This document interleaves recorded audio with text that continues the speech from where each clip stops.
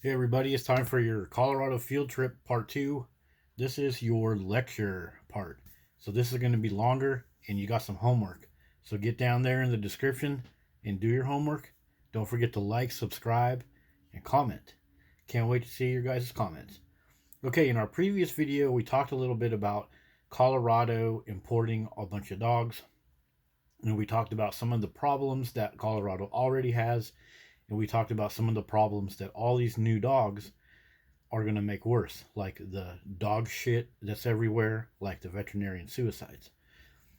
But in this video, we're going to look a little bit deeper and look at who is creating these problems, who is incentivizing these problems, and why this is not good for our Colorado people. Okay, let's have a look at this story from Denver 7. At 10, we told you about a Douglas County dog rescue facing the potential loss of its license. The state is charging Douglas County Canine Rescue with failing to properly care for its animals, falsifying records, and Okay, right off, they're going to start going into they didn't care for the animals, which means dogs. So these animals that they are blaming Colorado people for not caring for, they came from another state. So first off, this isn't even the Colorado people's problem. The Colorado should be caring about their own fellow people, not rescue dogs from another state that is going through a dog sickness problem. So this is just so much bullshit, you guys. These animals that are coming into Colorado, they're from another state. So to blame these people for not taking care of the dogs, the problem is on the original dog owners, 2 and 3 and 4 steps backwards. But okay, let's give them a chance. operating without a proper license, among other things. And tonight we are learning more about what led to those civil charges. Denver 7's Claire Labozorio. Well, I'll tell you all what led to those civil charges. It's these people getting massive amounts of money off of these rescue dogs that they bring in from other states, fleecing Colorado residents of money at the price of Colorado residents and at the price of these dogs. So I'm going to fast forward a little bit. Now this story is part of your homework, but let's fast forward to our young lady that is speaking about her experience. Here we are. They seemed like that they were doing right by the dogs. They were taking a lot of dogs from Texas, and I thought that they were rescuing them and giving them all the medical care and everything that they would need so that they could get into permanent homes. This woman says she thought Douglas County Canine Rescue and the woman behind the operation, Rebecca Waldrop, had the right intentions. We have decided not to identify her after multiple people we reached out to expressed. Yep, they're going to choose to not identify her because of retaliation. This sounds very familiar. In the dog culture community, many people that do not want to own dogs, they speak the truth about dogs, and they instantly get demonized, and they will even get death threats and prank calls and hundreds of comments on their social media saying that they're bad people even when they speak the truth about dog culture. And that's what this lady right here is experiencing.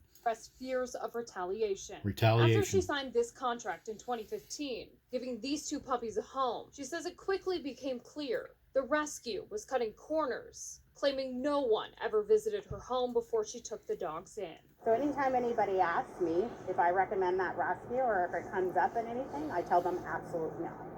It's a mobile pet store. They charge the money and they don't care about the pet. There you go. They charge the money and they don't care about the pets. They're bringing in stray dogs from other states to make themselves look good. Look at us. We rescued the puppers. Now give us a whole bunch of your fucking money, you fucking fools. And then they're torturing dogs in the background. It's just about the money. Yep, it's just about the money. It has nothing to do with these dogs. They're tricking an entire state into thinking that you're doing so much good by paying us money to give you this dog. Meanwhile, in order to deliver this dog to a Colorado resident, many other dogs must suffer. And these dogs come from another state in the first place. Court documents allege Waldrop falsified records and failed to give several of the rescue dogs proper veterinary care. The investigation was sparked by a complaint from a foster volunteer. On August 25th, the rescue provided PACFA with a foster home inspection record that stated an inspection was completed on March 6th of that same year. No such inspection was completed, according to court documents. On or about August 14th, records show inspectors tried to enter the home of a second foster volunteer. Here we go. Get Court ready. documents allege that volunteer had approximately 31 dogs in her home. Can you imagine how that looked, how that smelled? Can you imagine the living conditions for the dogs or any humans that lived in that home? That's the price that dog culture makes people pay, that makes dogs pay. These are dogs from another state that are brought into Colorado, and if 4 or 5 of these dogs die in a pile of their own piss and shit, these people don't care, because they will just up the price a little bit. They'll put a little bit more shampoo, a couple more pink tutus on these dogs, and they will sell them to these poor, brainwashed Colorado residents. I'm sorry, but that's the truth. In dog culture, it's time for you to admit the truth. 31 dogs in her home. The documents also claim several of the dogs did not receive proper veterinary care until days after injuries. A 10-week-old puppy. Days after injuries. So these dogs are packed into homes, getting injured, getting sick, sniffing and breathing their own feces all day. But, it's a precious pupper, right? Allegedly broke his leg on August 6, 2023, and did not receive care until August 16th. After receiving a complaint that Waldrop was unlawfully housing 20 to 30 dogs in her... What the? 20 to 30 dogs in the house. You got that many dogs in your house. How do your neighbors not notice that? Or do they even care? Are they too busy sitting at home taking selfies of themselves with their dogs? That's ridiculous. I don't care if you're a dog-loving person or a human-loving person. That's terrible for humans and it's terrible for dogs. 20 to 30 dogs in a house, 30 dogs in a basement, just so you can sell these dogs to your poor Colorado residents that are already struggling. Wow. Her basement. Inspectors executed a search warrant the next day and found 23 dogs. This former foster is pushing for more oversight for rescues across Colorado to protect dogs and fosters from any rescue operating for the wrong reasons. They keep talking about, we got to protect the dogs, protect the dogs, protect the dogs. If you want to protect the dogs, leave them in the state where they were abandoned and make that state. Make those people deal with the dogs. You're importing stray dogs from another state. And then you're demonizing the humans that live in your state for not spoiling those dogs. They came from a whole nother freaking state. They came from Texas. Our young lady right here, this young lady who you can't see her face, she admits that all these dogs that she was involved with came from Texas. Texas. So you're demonizing the people of your Colorado state because they don't properly take care of these dogs from another state. Wow. Freaking ridiculous, people. There's just too many of these dogs that are coming across state lines, and I don't think a lot of She said state lines right there. regulation is really being done on them. Oh. And she doesn't think regulations are really being done on them. She just admitted that the place she works for is bringing in dogs from Texas across state lines and no regulations are being done on them. Just think about that. There's ticks on these dogs. These dogs have sicknesses. These dogs have all kinds of issues, and they're just going to scoop them up and bring them across state lines. So we mentioned Texas. These dogs are coming from Texas. So let's look at Texas. There will be some links in the description, but I'm going to share some with you guys right now. Texas has a huge stray dog problem. Many, many articles talk about it.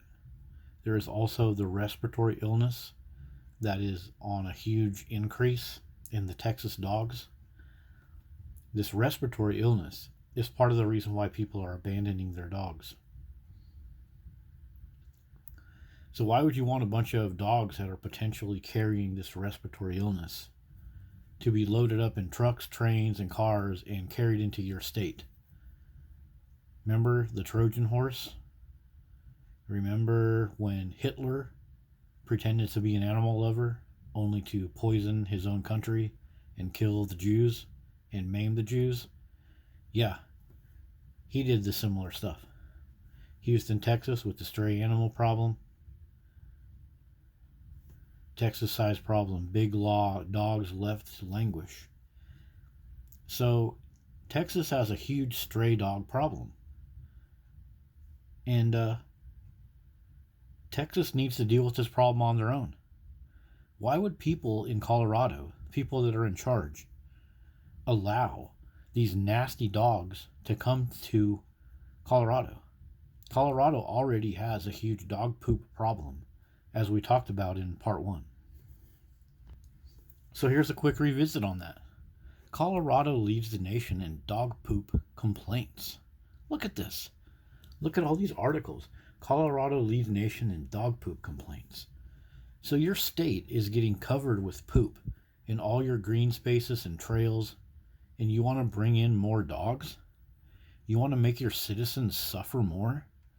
Your citizens that already don't have enough time or mental capacity to pick up dog poop, so you want to give them more dogs? Look at this. Look at all these damn things. I'll just put a link in the description. You guys can look at it yourself. Colorado has a huge problem with migrants. So you're going to bring in all these dogs when you need to deal with migrants? Hundreds of migrants moved to Denver. So you need to spend a bunch of money on all these migrants and then spend a bunch of money on dogs? Dogs that are also going to cost your citizens a bunch of money? What are you doing, Colorado? What's going on? It sounds like a Trojan horse going on here. You're going to bring all these dogs into your state and act like, oh, so beautiful, so precious. And yet, they're going to cause a bunch of problems for you when you have all these problems you need to work on first. Hey there, Colorado people. Did you notice that your governor loves to ban guns? More gun control bills, more gun control bills. How about some dog control bills? What about that? That doesn't make any sense. Your governor wants to give you more dogs from other states. Dogs that carry diseases and problems. But at the same time, your governor wants to take away your guns. So the governor wants to take your guns away and give you more dogs from other states. What's up with that? Okay, what about Colorado and CO2 emissions? Now, it looks like Colorado is producing a bunch of CO2, so we got a bunch of articles about that, right? But it looks like Colorado has this new program here. They're going to bury a bunch of CO2. CO2, they say. Colorado is going to bury a bunch of CO2. Do you guys know what mammals produce out of their mouth as a waste product? CO2. Now, mammals such as humans, they can cool through their skin through perspiration. But mammals like dogs that cannot cool through their skin, they have to cool through breathing. So a dog is a four-legged CO2 factory. When you have a dog in your bedroom or in your car or in your house, you are filling your environment with toxic waste product CO2. But they're going to talk about CO2, global warming, get rid of CO2, get rid of CO2. Yet they're going to import dogs that pump CO2 into your environment. This global warming goofiness, all of this stuff about cutting greenhouse gases, yet they want you to own more and more and more dogs. They admit in all of these articles that CO2 is not good for us, but they want us to have more dogs in our house that pump CO2 right into our face. Wow. Sounds like some real cognitive dissonance there, people. It's time to fucking step back and have a look at what's going on in your society. Now, speaking of CO2, have you ever heard of hypercapnia? That's when you just have too much CO2 coming in and not enough oxygen, and it fatigues your body. Your body needs to have oxygen, and it needs to be able to get rid of CO2.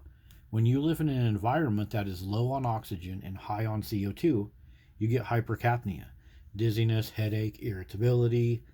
You get a lot of symptoms that most people out in society have every day. But they want us to have more dogs that suck away our oxygen and pump our houses full of CO2. Hypercapnia is not good, people. And if you ever look up some things about people that go into caves, once they get to a certain depth in the cave, the CO2 level gets higher and higher. And they get dizziness, they get headaches, they get irritability, they lose the sense of direction, and sometimes they pass out in these caves. And it's all because of hypercapnia. So why would you want to pump your state full of more dogs that pump out CO2? Why would you want to go to Texas and cart a bunch of dogs over to Colorado to pump your state full of more CO2 while you sit there and cry about global warming and make your citizens suffer hypercapnia? Why would you do that, leaders of Colorado? Citizens of Colorado, why would you allow it? Citizens of America, why are you not aware of this when you post those goofy "I love puppers and I hate humans" memes on Facebook? What about ticks in Colorado? Lyme disease.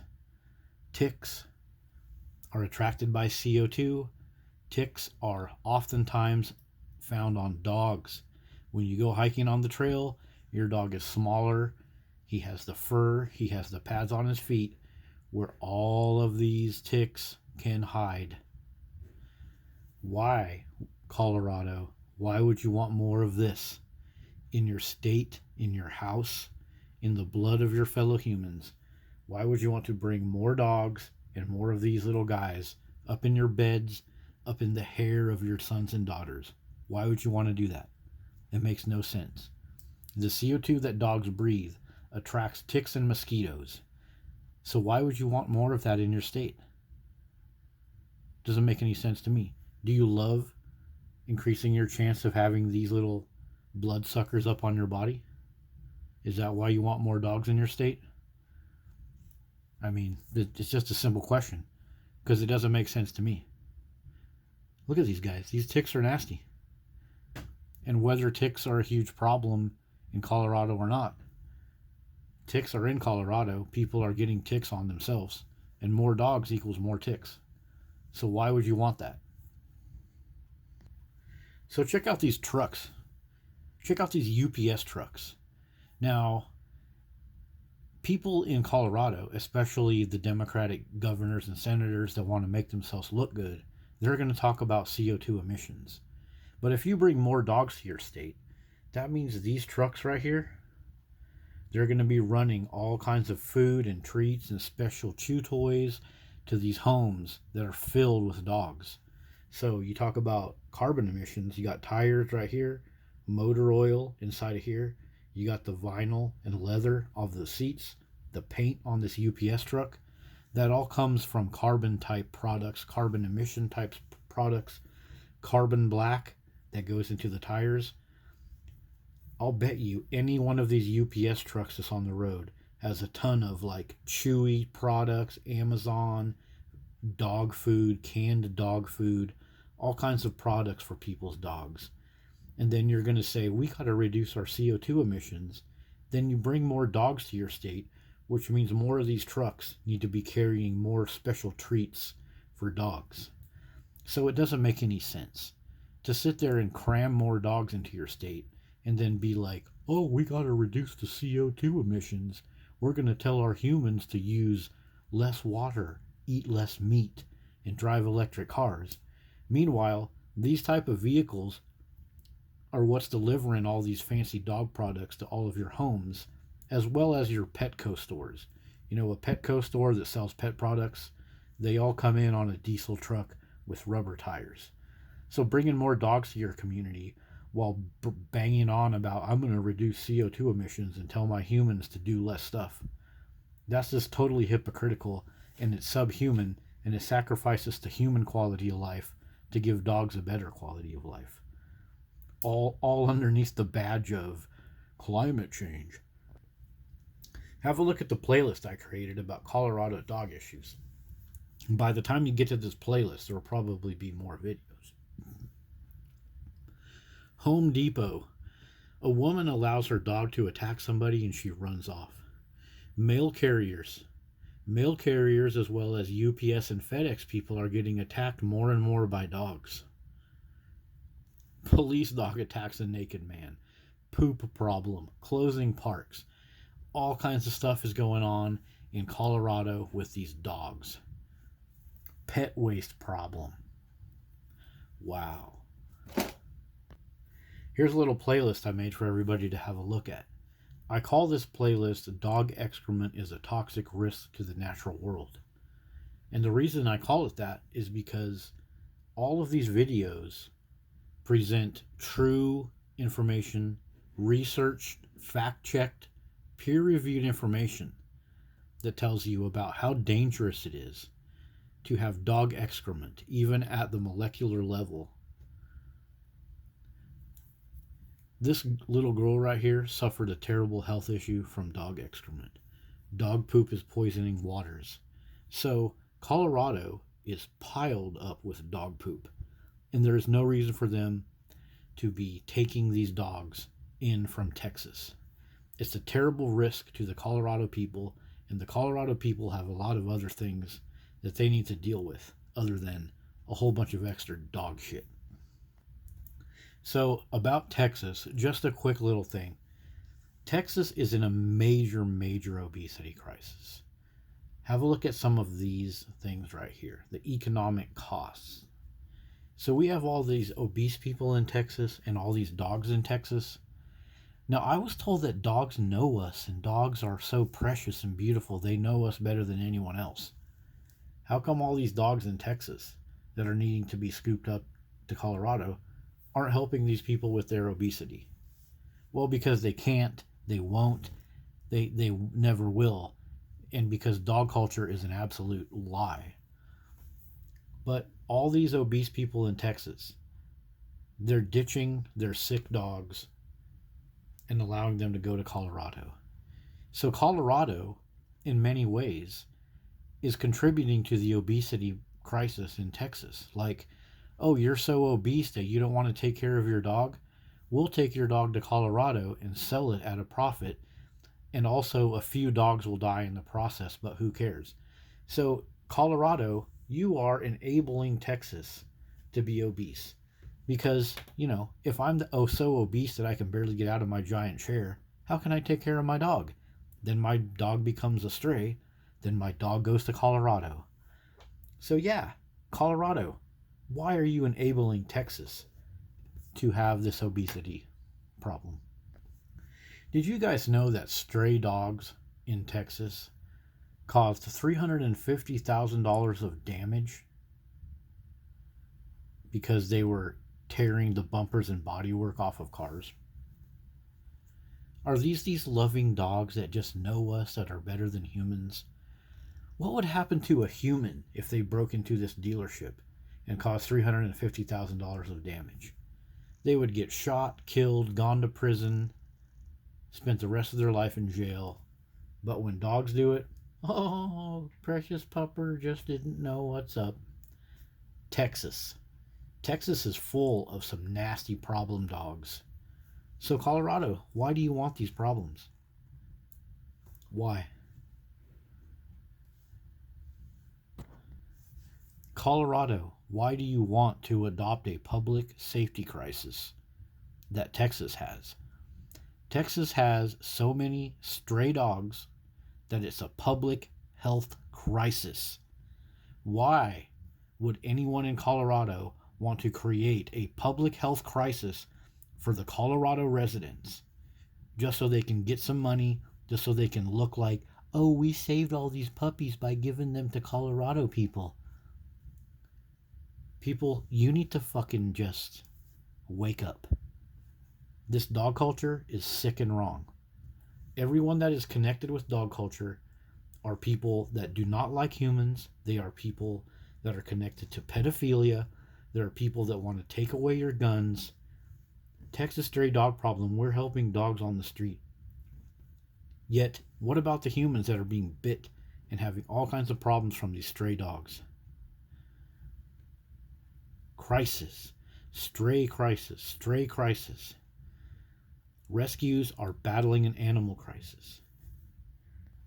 So this dog virus that's going around in Texas, it's interesting because they tell all these people, don't take your dog to doggy daycare, don't go to dog parks, don't go to shared dog bowls, that kind of stuff.